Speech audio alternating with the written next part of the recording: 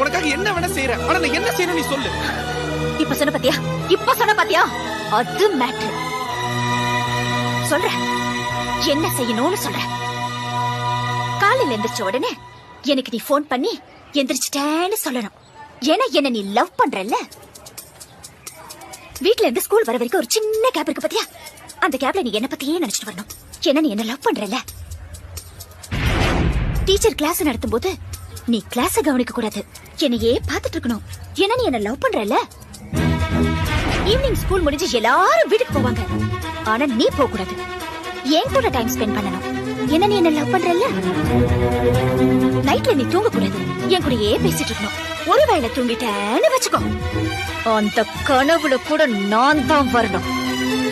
ஏன்னா நீ என்ன லவ் பண்றல்ல. லவ்